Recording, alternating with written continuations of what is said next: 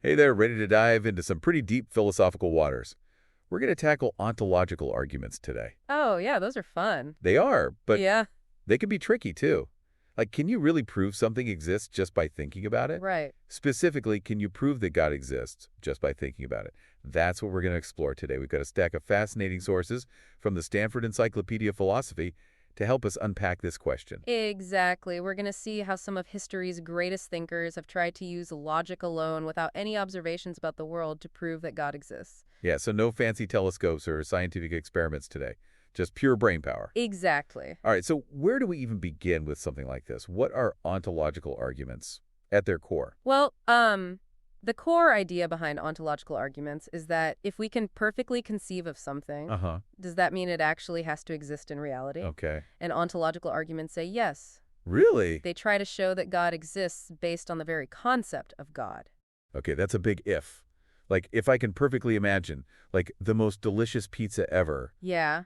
does that mean it's suddenly going to appear in my kitchen? Right, and that's a great analogy because it kind of highlights one of the core challenges that ontological arguments have to overcome. They have to show that the concept of God is different from the concept of like a pizza or something like that it has this special kind of logical force that compels existence. Right, okay. So who were some of the big thinkers who tried to make this case? I know we have sources from the Stanford Encyclopedia of Philosophy to guide us. We do, yeah, and one of the most famous figures in this whole debate is Anselm of Canterbury from way back in the 11th Oh, century. yeah, Anselm. Okay, so what did he say? What was his argument? Well, Anselm's argument starts with this idea of that than which no greater can be conceived. So, like the most perfect, awesome being you could possibly imagine. Uh-huh. And he argues that even someone who doesn't believe in God can still grasp this concept, right? Like you can still understand this idea of a supreme being. Okay, so even a skeptic can wrap their head around this idea.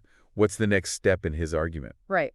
So he then goes on to say that if this greatest conceivable being only existed in our minds, then it wouldn't actually be the greatest, right? Because a being that existed in reality would obviously be greater than a being that only existed as an idea. Oh, I see, I see.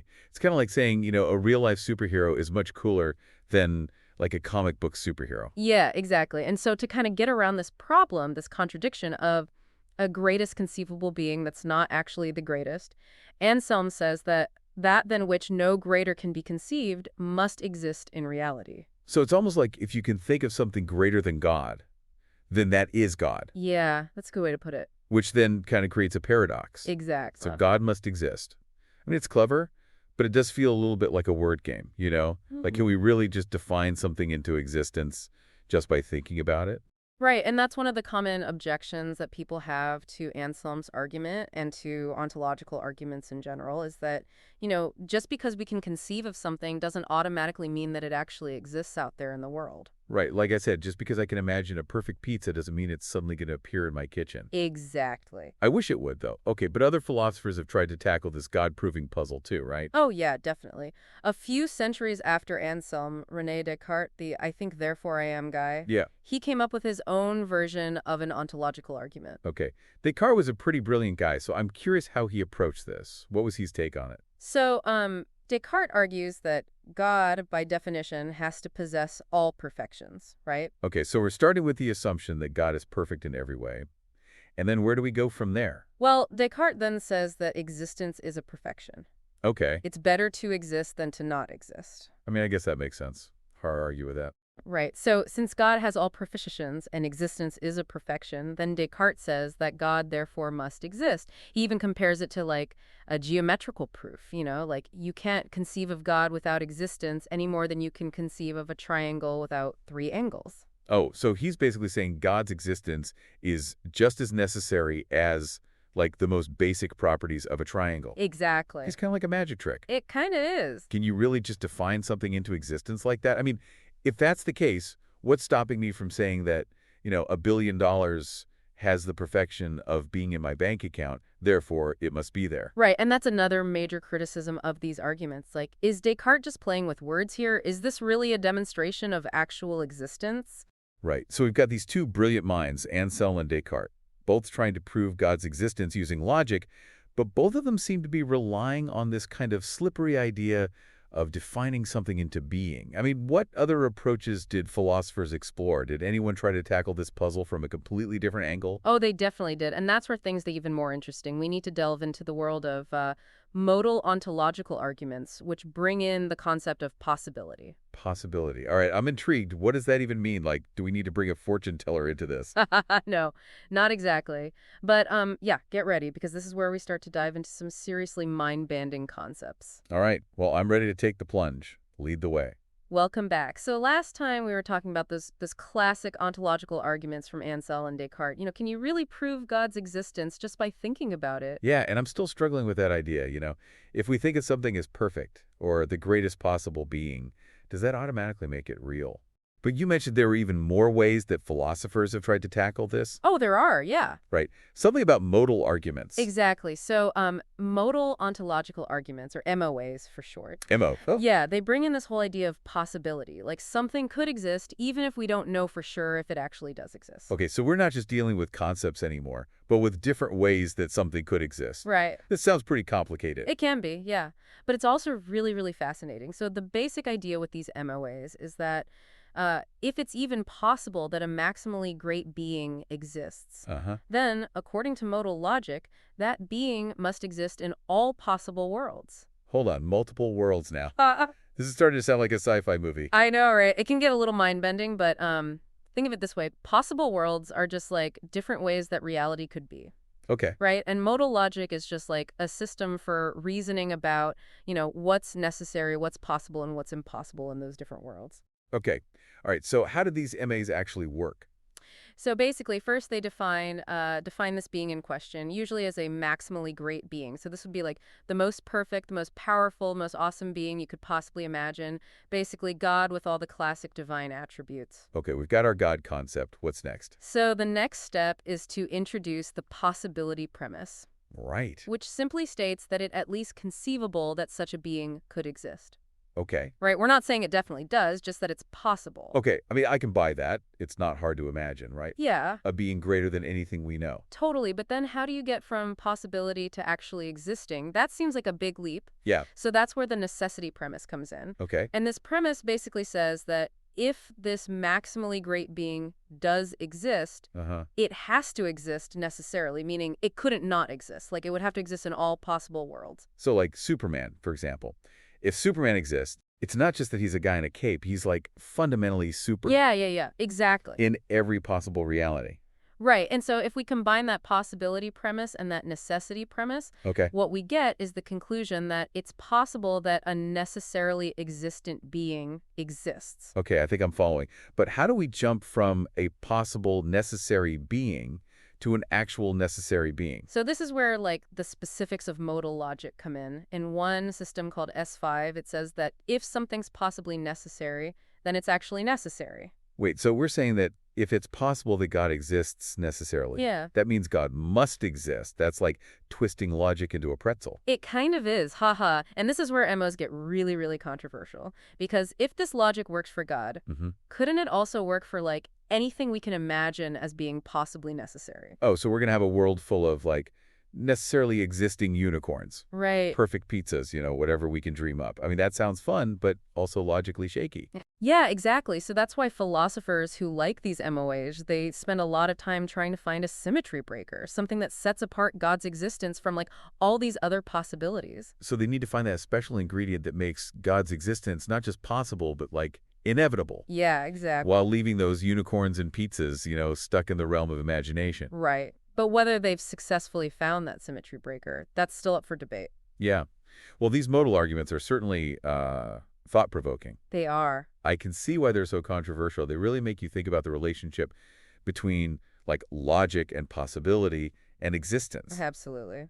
But before we get totally lost in possible worlds, Yeah. I want to bring us back to something we touched on earlier. This idea that things can be without actually existing. Oh, right. We talked about Santa Claus and his white beard, right? Yeah, you're talking about Meinongian arguments. Okay. This is where things get really weird. It's like, if Santa doesn't exist, How can we even talk about his beard? Yeah, exactly. It's like saying a unicorn's horn is sparkly, even though unicorns aren't real. Right. So Minoan arguments basically say that things can have properties Okay. and be the object of our thoughts, even if they don't actually exist in reality. So Santa is like, we have a concept of him, Right. but he doesn't exist. Exactly. Minoan called these things objects beyond being. Objects beyond being. Okay, my brain is officially doing backflips.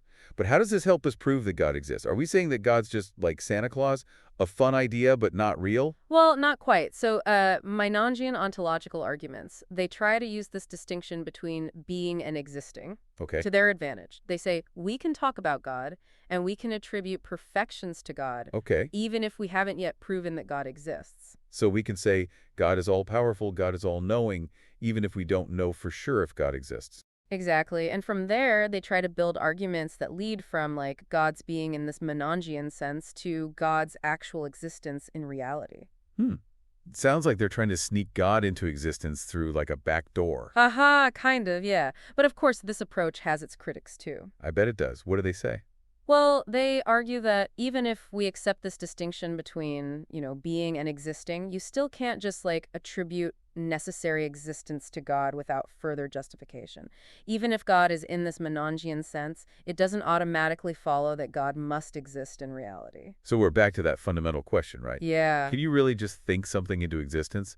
Seems like no matter which path we take, we keep hitting this roadblock. You're right. It's like a persistent problem for ontological arguments in general. But, there's actually one more category we need to explore. Okay. And it's maybe the most abstract one of all higher order ontological arguments. Higher order arguments. This sounds intimidating, but also intriguing. What are those all about? Well, instead of talking about God directly, they focus on the properties of properties, like going meta. Properties are properties. Okay. I'm curious, but my brain might need a serious workout to understand this one. Don't worry, we'll take it step by step. Get ready to dive into, like, the most meta-philosophical depths of ontological arguments. All right, so last time we were about to dive into these super abstract, higher order ontological arguments. They sound a bit intimidating. Yeah, no, they can be a bit much. So remind me again, what makes them different from all the other arguments for God's existence that we've talked about? Well, instead of focusing on God directly, they focus on the properties of properties. Properties of properties. Okay, now I'm even more confused. What does that even mean? So think of it this way. Every property, like redness or tallness, Uh-huh. those can themselves have properties. So like redness is a property, and maybe one of its properties is that it's a color Right. or that it's visible to the human eye. Exactly. Yeah. And so higher order ontological arguments take this idea and they like apply it to the properties that we typically think about when we think about God. Okay, so instead of saying like God is good, we're now analyzing like what it means to be good. Exactly. Yeah. Oh, for example, they might say that the property of being a perfection has certain logical implications. Like maybe being a perfection implies that it has to be exemplified by something. Meaning there has to be at least one thing that actually is perfect in order for perfection to even be a thing. Yeah, precisely. And from there, they can try to connect that to the concept of God. Like God is that ultimate exemplification of all perfections. So we're basically working backwards from like the properties of properties to arrive at God's existence. It's like a reverse engineering project. Yeah, it's a very indirect way of arguing, but it's kind of fascinating, isn't it? It is fascinating. It also seems incredibly complex. I mean, these higher order arguments must be like super susceptible to criticism, right? Oh, yeah, for sure. I mean, they're so abstract that, it can be really hard to even grasp the concepts, let alone figure out if the arguments actually hold up. Right. It's like trying to build a house on clouds. Haha, yeah. Beautiful idea, but, will it actually stand? Right, exactly. And even philosophers who like specialize in this stuff, they don't always agree about, whether these arguments are valid or not. Well, we've gone through all these different types of ontological arguments from, medieval monks to modal logic and everything in between. Yeah. And it seems like, there's no easy answer to this question of whether you can prove God's existence using logic alone. Yeah, definitely. These arguments really like push us to the limits of our understanding of, logic and language and reality. And maybe that's the point. Maybe it's not about, actually finding a definitive proof, Right. but more about like expanding how we think and grappling with these like fundamental questions that people have been asking for centuries. Absolutely. I think that's a great way to put it. I mean, ontological arguments, in all their like variety and complexity, Yeah. they really just invite us to like think about the mysteries of existence and, those deep questions that are at the heart of like what it means to be human. Yeah, so, even if we don't walk away from all this with a foolproof formula for proving God's existence, Right. we've gotten a better understanding of the power of reason, the limits of logic, and why these ancient debates Yeah. are still so fascinating to us today. Absolutely. I mean, that's the beauty of philosophy, right? It's not always about like finding all the answers. It's about asking the right questions Hmm. and, just enjoying that journey of intellectual exploration. Well said. Until next time, keep those philosophical gears turning and keep diving deep.